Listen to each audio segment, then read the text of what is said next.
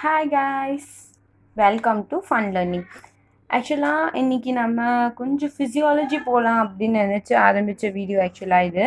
So இன்றைக்கி நம்ம கொஞ்சம் ஃபிசியாலஜி தான் படிக்க போகிறோம். ஸோ ஃபிசியாலஜியில் என்ன டாபிக் அப்படின்னா உங்களுக்கு தெரியும்னு நினைக்கிறேன், எரித்ரோபாய்சிஸ். இந்த டாபிக் தான் இன்றைக்கி நம்ம படிக்க போகிறோம். சரியா? இது மோஸ்ட்லி 15 மார்க்ஸில் கேட்குறதுக்கு நிறைய சான்ஸ் இருக்குது.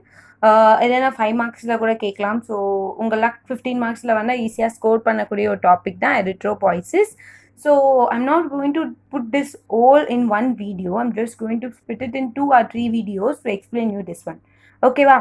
So first, if they ask you in 15 mark, first what should you write? You should write synapse. So synapses அப்படின்னு சொல்கிறது ரொம்ப இம்பார்ட்டண்ட்டான ஒரு விஷயம், அதுவும் 15 மார்க்ஸுக்கு.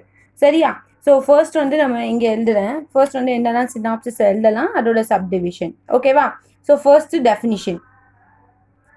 ஸோ டெஃபினிஷன் அப்படின்னு சொல்லும்போது புக்கில் ஒன்று கொடுத்துருப்பாங்க, origin, development and maturation of erythrocytes. So how to remember this? So எப்போவுமே ஒரு விஷயத்தை படிக்கும்போதும் try to relate it with example. So நீங்கள் அந்த விஷயத்தை மறந்தால் கூட அந்த எக்ஸாம்பிளை மறக்க மாட்டீங்க. ஸோ அந்த எக்ஸாம்பிள் வச்சு யூ கேன் ரைட் சம்திங்கில். ஸோ நான் இதை வச்சு ஒரு I try to relate this with one example. So let's go for example. First என்ன அப்படின்னா, for example you consider a lady is pregnant. ஓகேவா? 10 months ஆயிடுச்சு, the baby has to deliver out. So delivery போகிறாங்க, baby delivery ஆயிடுச்சு. So delivery ஆன உடனே the baby has been originated.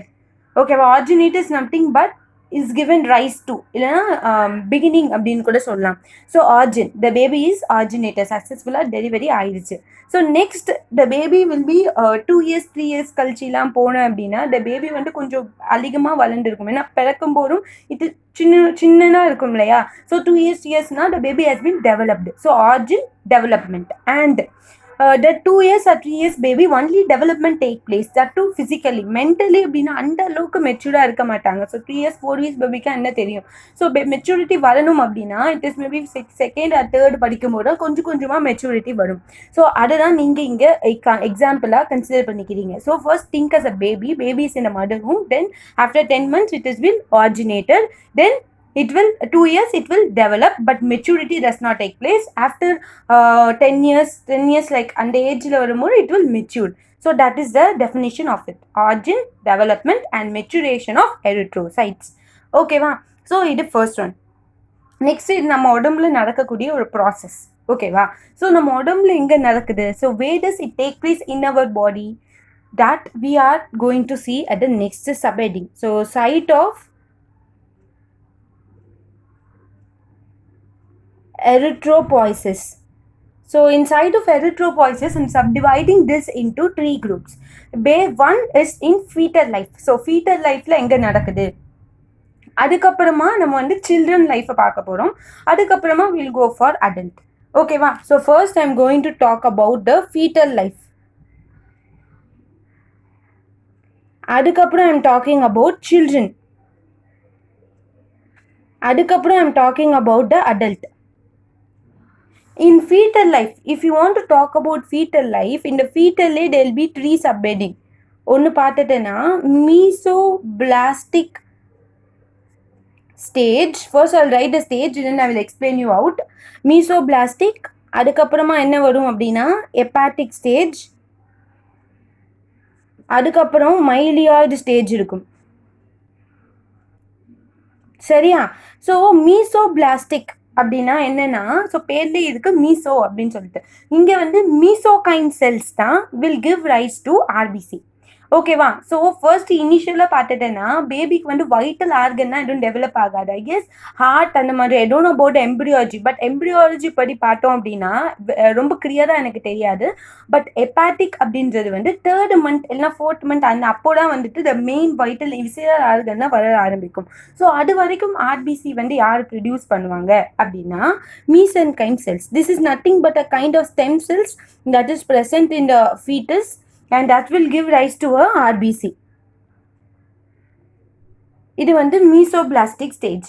So next பேர்லேயே இருக்கு, ஹெப்பாட்டிக் அப்படின்னா நம்ம என்னன்னு சொல்லுவோம், ரிவர் அப்படின்னு சொல்லுவோம் இல்லையா. ஸோ ரிவர் இது வந்து நான் சொல்கிறேன் ஃபர்ஸ்ட் 2 months தான், ஓகேவா. ஃபர்ஸ்ட் 2 months தான் இது. நெக்ஸ்ட் மந்த்ஸ் அப்ராக்சிமேட்லி டில் 7th month வந்து your hepatic, I mean your river will start producing it. Myeloid stage, in a sense your bone marrow is going to play a vital role in this. ஏன்னா phone மேரோலாம் அப்போ வளர்ந்துடும், ஓகேவா. So last 3rd month, last 3 months your bone marrow is going to play a role of that. So just நேமை நீங்கள் ஞாபகம் வச்சுக்கிட்டாலே you can able to இந்த stage name ஞாபகம் வச்சுக்கிட்டாலே அது எங்கேருந்து வருது அப்படின்னு சொல்லிட்டு உங்களால் கெஸ் பண்ண முடியும். ஸோ இன்னும் வாட்டி சொல்லலாம், மீசோபிளாஸ்டிக் stage, mesenchyme cells. This is nothing but a kind of stem cells that is present in fetus. Okay, that will give rise to RBC. Hepatic, river. So river is till 7th month, till this only giving rise to RBC. So after that your bone marrow all will come. So that will take up the role of the river. Okay va. So this is bone marrow. புரிஞ்சிச்சா. So இப்போ நான் வந்துட்டு ஃபீட்டஸை சொல்லிட்டேன். So children அப்படின்னு சொல்லும்போதும் அதாவது up to age 20 அப்படின்னு வச்சுக்கலாம், ஓகேவா. இது வந்து எப்படின்னா only bone marrow, all the bone marrow, ஓகேவா. Bone marrow of all bones will produce RBC.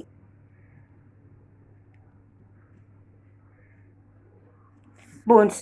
But adult அப்படின்னு சொல்லும்போதும் ஓகேவா, there's something called membranous bone, nothing but they come from membranous ossification, ஓகேவா. ஸோ membranous bone எல்லா போனுமே will all membranous bone and end of long bones but not shaft வந்துட்டு will not take part in erythropoiesis after the age of 20. This is because of shaftல வந்து there will be fat deposition, அதனால it will loses it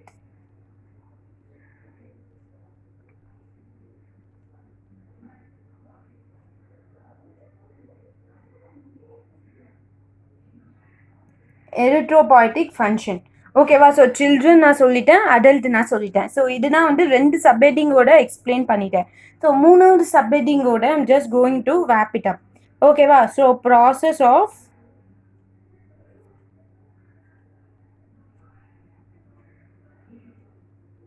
erythropoiesis. Next, so first you should say about the definition. Next, எங்க நடக்குது. So what are the process involved? So first, in process of erythropoiesis you should explain what is a stem cell. ஏன்னா stem செல்ல இருந்து தானே வரும். So எந்த ஒரு செல் வளரா இருந்தாலும் ஸ்டெம் செல்ஸ்லேருந்து தான் வரும். ஸோ ஃபர்ஸ்ட் வந்துட்டு stem cells. So stem cells are the primary cells which are capable of self-renewal. In a sense, that is a cell which will differentiate into any kind of cell that is present in our body. ஓகேவா. Stem செல்ன்றது ஒரு kind of cell. அந்த செல்லை வந்து எந்த ஒரு பாடியில் இருக்கிற எந்த ஒரு செல்லாகவும் அதை டிஃப்ரென்ஷியேட் பண்ணிக்க முடியும். ஸோ நெக்ஸ்ட் இங்கே எரித்ரோபாய்சிஸில் எது stem cells, what are name of that, what is the name of that அப்படின்னா ஹெமட்டோபாய்டிக் ஸ்டெம் செல் அப்படின்னு சொல்லுவாங்க.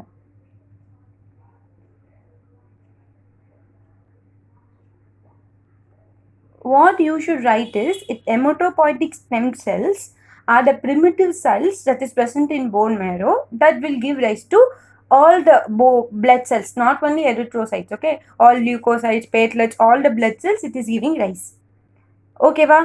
இப்போ நம்ம நெக்ஸ்ட் பார்க்க போகிறது என்னன்னா, ஸோ இது வரைக்கும் புரிஞ்சிச்சா. If they ask you about the process of erythropoiesis, so first you should write the definition, second you should write the site of erythropoiesis, third you should write the process of erythropoiesis. In that, first you should explain what is a stem cell and then you should explain what is a hematopoietic stem cells na enna அப்படினு சொல்லிட்டு you should explain it out. ஓகேவா. இப்போ next நம்ம பார்க்க போகிறது ஒரு பெரிய table இது மாதிரி கொடுத்துருப்பாங்க, ஃப்ளோ சார்ட் மாதிரி உங்கள் புக்கில். ஸோ அது மட்டும் நான் எக்ஸ்பிளைன் பண்ணிட்டேன் அப்படின்னு சொன்னால் நம்மளுக்கு ப்ராசஸ் ஆஃப் எரித்ரோபாய்சிஸ் வந்து புரியுது. So let me explain with a book, ஓகேவா. ஸோ நான் ஃப்ளோ சார்ட்டில் மறுபடியும் பண்ணணும் அப்படின்னா it will consume time. It's fatty. So I guess you can see this word, uncommitted pluripotent hematopoietic stem cells. இதில் வந்து நான் hematopoietic stem cells ஏற்கனவே சொன்னேன். This is a cell but that will give rise to the any type of bone cells. Okay, sorry, any type of blood cells. I'm sorry, blood cells. Okay, hematopoietic stem cells na enna na explain பண்ணிட்டேன். What is pluripotent? Pluripotent அப்படின்னா it is எப்படி சொல்றது அப்படின்னா, இப்போ they will be like pluripotent word எதுக்கு use பண்ணாங்க, ஒரு செல் இருக்குன்னு வச்சுக்கோங்களேன், இந்த செல்லுக்கு வந்துட்டு இப்போ இப்போ நம்ம இன்ஜெக்ட் பண்ணோம் அப்படின்னா அந்த என்டையர் செல்லாவுமே it can able to grow. Pluripotent is nothing but it can differentiate into any type of blood cells. அது மட்டும் நான் ஞாபகம் வச்சுக்கோ. இங்கே ரொம்ப கிளியர் டெஃபினிஷன் வேணும்னா I will bring it on next video. ஓகேவா? பிகாஸ் pluripotent பற்றி நான் பார்க்கல. பட் pluripotent என்ன சொல்லுவாங்கன்னா it can able to differentiate into any type of cells அப்படின்னா மோஸ்ட்லி சொல்லுவாங்க. So what is uncommitted? Uncommitted, what is committed? So for example உங்களுக்கு புரியுற மாதிரி நான் சொல்லணும் அப்படின்னு சொன்னேன்னா, so if you are in what to say, I can't say it in this one. So try to understand uncommitted innocence. It can develop into any type of blood cell. You can't say this type of hematopoietic stem cell will give rise to only erythrocytes, this type will give rise to only leukocytes. You can't tell able to judge that. நீ அந்த மாதிரி சொல்ல முடியாது. So uncommitted pluripotent hematopoietic stem cells ஒரு வார்த்தைக்கும் புரிய முடிஞ்சா. So uncommitted அப்படின்னா ஃபார் எக்ஸாம்பிள் நான் இன்னைக்கு today I'm saying that today 12 o'clock I'll come and take the class அப்படின்னு சொல்கிறேன்னு வச்சுக்கோங்களேன். ஃபார் த ஃபர்ஸ்ட் இயர் அப்படின்னா I'm committed to that class. ஓகேவா? In between that I said that I'll come at 12 o'clock to the first year class அப்படின்னு நான் சொல்லிட்டேன். ஓகேவா? அதை நான் சொல்லிட்டு I can't go for second year because I'm committed with first year. ஆனால் இவங்க வந்துட்டு பிஃபோர் சேயிங் நான் வந்து 12 மணிக்கு வரேன் அப்படின்னு சொல்ல அவங்க சொல்கிறதுக்கு முன்னாடி நான் எங்கே வேணாலும் போகலாம். பிகாஸ் நான் யார்கிட்டையுமே கமிட் ஆகலை. ஐம் நாட் சேயிங் தட் நான் நான் வரேன் அப்படின்னு சொல்லி யார்கிட்டையுமே சொல்லலை. ஸோ அதுதான் வந்து uncommitted அப்படின்னு பேர். pluripotent it can give rise to any type of blood cells and hematopoietic stem cells. ஓகேவா? நெக்ஸ்ட் வந்து committed pluripotent hematopoietic stem cells. இப்போ டிசைட் ஆயிடுச்சு இது எரித்ரோசைட்ஸாக மாறுமா, லியூகோசைட்டாக மாறுமா, இல்லை லிம்போசைட்டாக மாறுமா அப்படின்னு சொல்லிட்டு இது கமிட் ஆயிடுச்சு. ஓகேவா? Next it is dividing into 2. lymphoid stem cells அப்படின்னு ஒன்று. lymphoid stem cells innocent it is going to give rise to lymphocytes. ஓகேவா? Next colony forming blastocytes. what is colony? colony in a sense group. ஓகேவா? So group farming பிளாஸ்டோசைட்ஸ் அதுதான் இங்கே நம்ம என்ன சொல்லியிருக்காங்கன்னா colony farming பிளாஸ்டோசைட்ஸ் அப்படின்னு சொல்லியிருக்காங்க. ஓகேவா? So this is dividing it into, so colony forming blastocyte வந்து 3ஆ பிரியுது.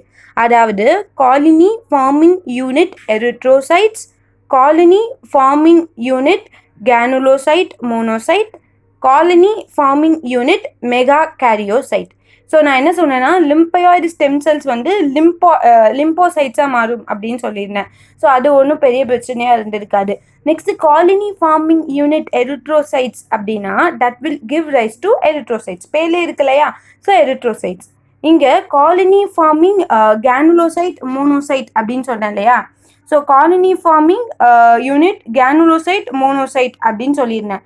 ஸோ ஞாபகம் வச்சுக்கோங்க, கிரானுலோசைட்டுக்கு you can write this as example.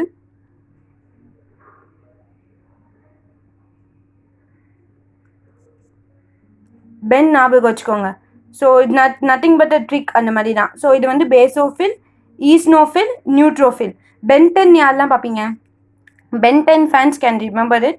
So Ben Ten ஓகேவா? அதான் colony forming unit I'm dividing granulocyte மோனோசைட்னு சொன்னேன் இல்லையா? So granulocyte 3 type of granulocyte இருக்குது அப்படின்னு சொன்னேன். அதாவது பென், அதுக்கப்புறமா monocyte. So monocyte will give rise to monocyte, அவ்வளோதான். Next colony forming unit megakaryocyte அப்படின்னு சொன்னேன். Megakaryocyte will give rise to platelets, அவ்வளோதான். ஸோ இவ்வளோ தான் நம்ம வந்து என்ன பண்ணுறோம் அப்படின்னா இவ்வளோ தான் வந்துட்டு ஃப்ளோ சார்ட். ஓகேவா? இன்னும் ஒரு சின்ன டாபிக் நான் உங்களுக்கு எக்ஸ்பிளைன் பண்ணிடுறேன்.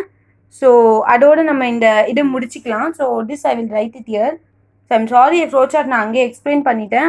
ஐ guess you guys can understand. So what are the changes take place during erythropoiesis. இதோட I'm wrapping up today's video. ஓகேவா? erythropoiesis.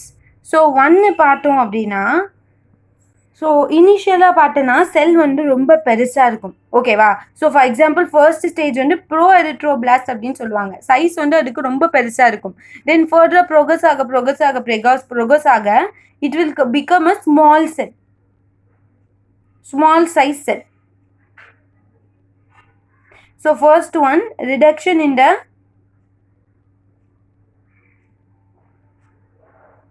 size of the cell.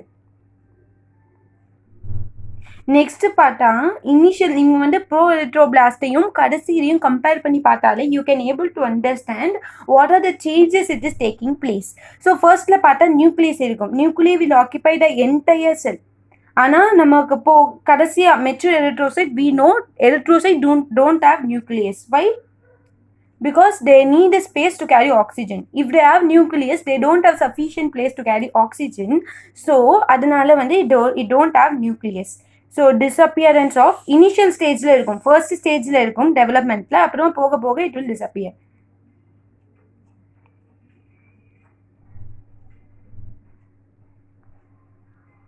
ஓகேவா? ஸோ தேர்ட் ஒன் அப்படின்னு பார்த்துட்டேன்னா disappearance of nucleus and nucleoli. அதுக்கப்புறம் haemoglobin.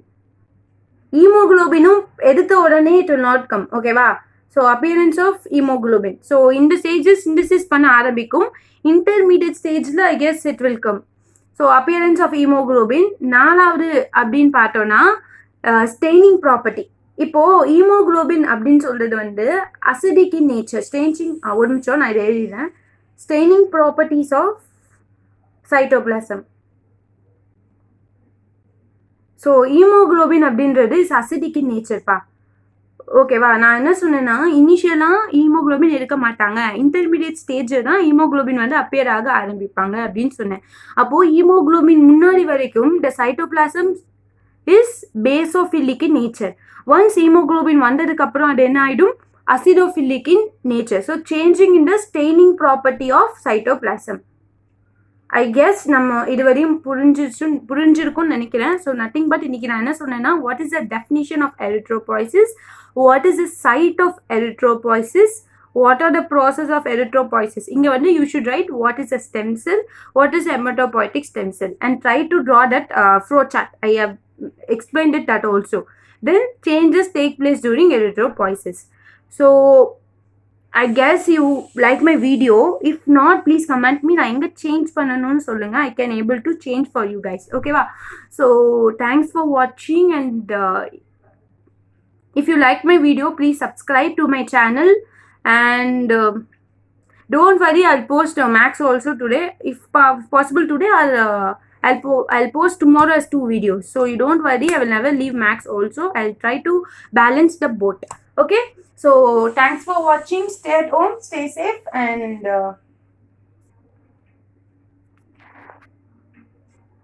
bye.